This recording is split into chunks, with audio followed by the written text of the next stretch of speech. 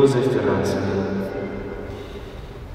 E ele disse, logo após a sua eleição, dia 20 de abril, que sentia como que uma guilhotina fosse cair sobre o seu pescoço e a sua cabeça rolaria. Então, um cardeal que estava ao seu lado, escutando também o nome, seguramente voltou nele, comentou: Eminência, o Senhor não está com ele, né? E ele, um pouco, imagino, não sei como haverá sido aquele ambiente, sussurrando, disse: sim, porque a guilhotina cairá sobre o meu pescoço. E respondeu o cardeal com tanta sabedoria a hoje Papa Bento XVI: o Senhor responderá com não o sim de Deus? E esta é a pergunta que eu gostaria de iniciar a nossa primeira pregação desse retiro, que versará sobre o sim de Deus. Muitas das vezes, meus queridos irmãos e irmãs, nós esquecemos do sim que Deus dá, do sim que Deus oferece a todos nós, homens, a cada dia, pensando no nosso sim. Você já parou para imaginar quantas vezes ficou ensimesmado, ou melhor dizendo, vulgarmente, olhando para a sua própria realidade de vida, ou pior dizendo, olhando para o seu próprio umbigo, quando concluía que dizia: não, como sou infiel, que pecador eu sou, quantas misérias há na minha história.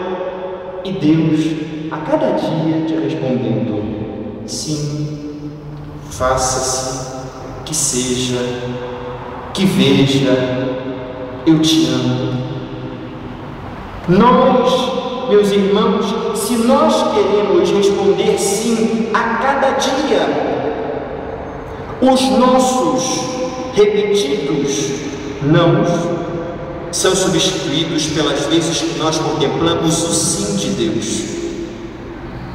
O mesmo Santo Padre que foi indagado por esse cardeal e não teve como dizer não diante do sim de Deus. Por isso, hoje nós começamos a montar o presépio da nossa vida. Falta um mês e meio para o Natal, mas eu não posso recolher as peças da minha história. Eu não posso escolher quem será nesse ano a Virgem, São José. Eu não posso montar a manjedoura faltando uma semana para o Natal. Porque eu sou um homem que vivo através do sim. Porque o meu Deus me diz repetidamente sim a todo instante.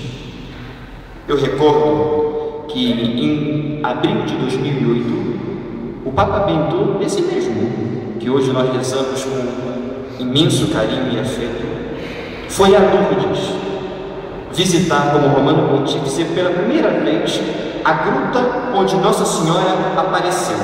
Fazia um frio dos demônios. Nós, ou dos demônios, né? Porque não sei porque somente falam do calor dos demônios, né? O frio, imagino, enfim. Eu lembro que estava com os meus companheiros do seminário e levamos marmitas, né? Porque seminaristas proletariados, né? Ninguém foi de classe A e tinha self-service em pleno santuário de Lourdes. Então, cada qual com a sua bolsinha, com o seu sanduíche, e recordo, né, que era um sanduíche de frango que nos colocaram para comer. Quem me conhece sabe que o Padre Marcos Vinícius não tem devoção aos frangos, muito menos às aves, somente a pomba do Espírito Santo. Então, voltando ao nosso retiro, mas fazia tanto frio que chegamos a Lourdes, a temperatura era de -1. Só que o nosso superior, o nosso reitor, ele errou a programação, achando que pegaríamos um trânsito terrível. Nós saímos da cidade de Pamplona, que é muito próxima a Lourdes, meia-noite. Então, de ônibus seriam 3 horas simplesmente, né? E chegamos às 3 horas da manhã, não tinha nenhum tráfego, nenhum trânsito, enfim. Tivemos a oportunidade de passar a madrugada com a Virgem com a temperatura de -1. Mas, como todo e qualquer ser humano, a fome bate, né? E às 4 horas da manhã, olhamos para a gruta, estava lindíssima, o Santo Padre ainda não tinha chegado, pensamos no nosso estômago, né? Bom, temos que alimentar, porque o Santo Agostinho já dizia, né? Para rezar é preciso estar bem alimentado, numa posição confortável e com o coração preparado. Portanto, se os senhores vêm para o nosso retiro, para a missa com fome, se sentam mal, não podemos, não. Ou seja, então lembre-se, estômago, mente e coração. Não sou eu quem digo, hein? Foi o doutor de Hipona, Santo Agostinho. Porém, voltando àquela madrugada de abril de 2008, onde eu era um insensato seminarista, quando fomos comer o sanduíche de frango, mas o frango havia ficado congelado no pão. Era um verdadeiro isopor. Não sabíamos o que fazer, como esquentar, né? Recordo que alguns seminaristas tentaram sentar em cima para abafar o sanduíche.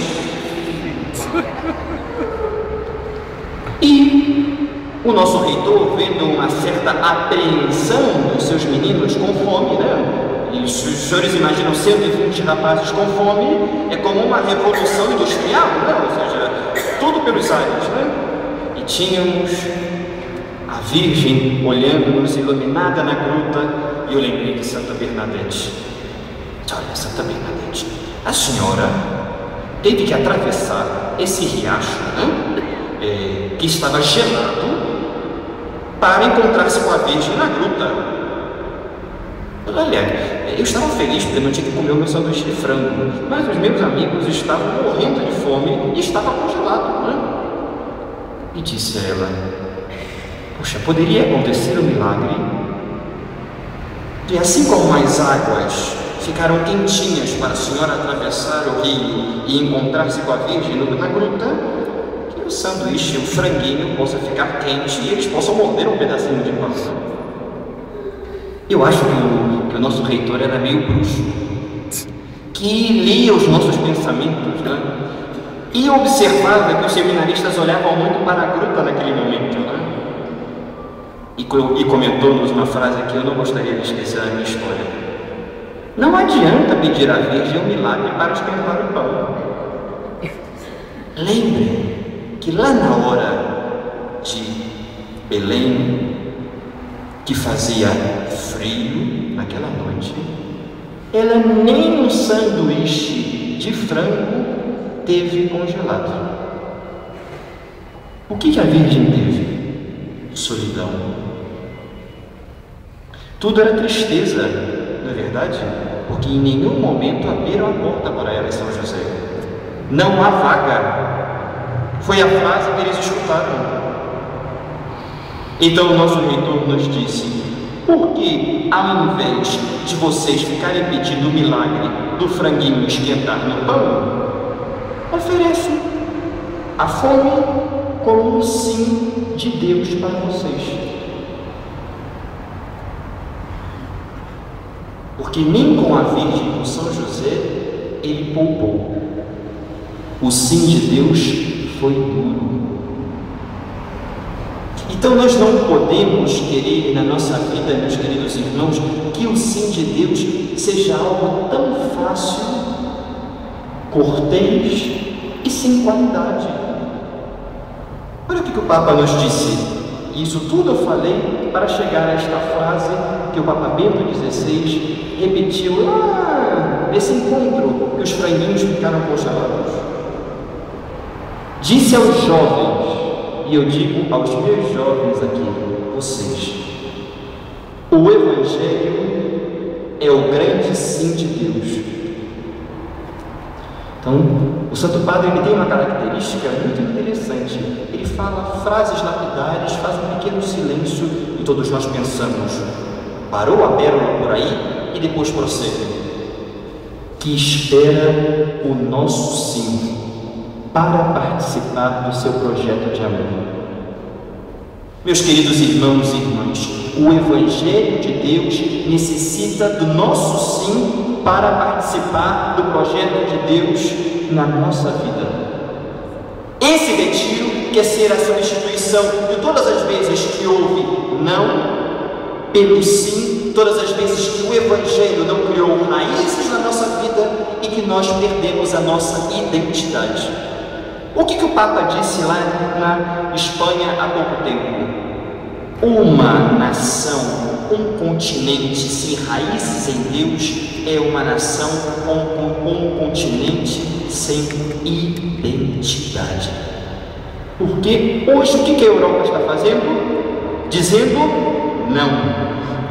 Hoje o que você está fazendo? O que eu estou fazendo muitas das vezes? Repetidamente dizendo não, não, não. Não, padre, mas eu sou positivo, eu só falo sim. Muitas vezes nós proferimos a palavra não sem perceber que sai da nossa vida. Nem dos nossos lábios que sai da nossa vida. Por isso, é hora de limpar o presépio, o ambiente, retirar todo o esterco, porque ele vai nascer. Vocês serão os donos da melhor hospedaria.